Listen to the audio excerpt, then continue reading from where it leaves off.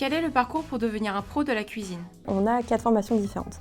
La première, ce serait un CAP cuisine, donc sur 2 ans. On va voir vraiment les bases de la cuisine, en pratique et en technologie.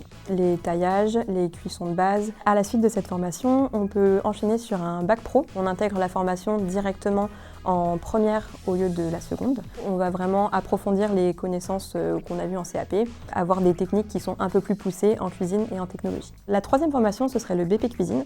Toujours sur 2 ans, on va approfondir une nouvelle fois les connaissances vues en technologie et en pratique avec des méthodes qui sont un peu plus complexes et rajouter beaucoup de gestion et de management. Le but de cette formation, ça va vraiment être de former des jeunes à pouvoir ouvrir un établissement par la suite ou alors avoir des postes un peu plus gradés dans une cuisine et manager du personnel. Et la dernière formation, le CAP production et services en restauration, toujours en 2 ans pour un public souhaitant travailler en restauration collective ou en restauration rapide.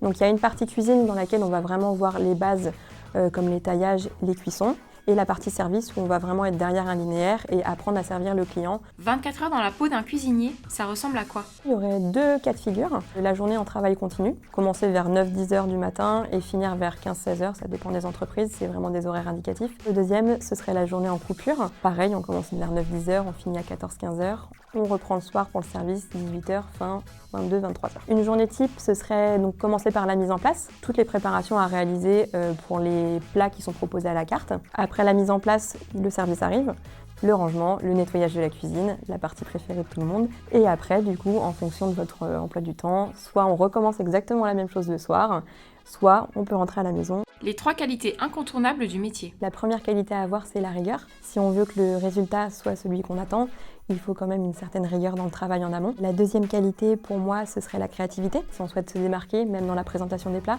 il faut avoir un minimum de créativité. Et la dernière et presque la plus importante, je dirais la passion. On sait que c'est un métier qui est assez difficile à tenir. De débutant à pro, quelles opportunités s'offrent à nous? On peut prétendre avec un CAP cuisine ou alors un CAP PSR à avoir un poste plutôt ce qu'on qualifierait d'exécutif, donc c'est-à-dire commis de cuisine, voire si on se débrouille bien, pourquoi pas chef de partie. Avec un bac pro cuisine ou un BP cuisine, on peut prétendre à des postes un peu plus qualifiés parce qu'il y a beaucoup de management en plus dans la formation. Être soit chef de partie, voire même seconde cuisine et pourquoi pas, selon le type d'établissement, chef de cuisine directement. Cuisinier, c'est un métier qui permet de voyager assez facilement à travers le monde. Donc quand on annonce en général qu'on est un cuisinier formé en France pour venir travailler à l'étranger, ça marche plutôt bien et on arrive à trouver des postes assez facilement.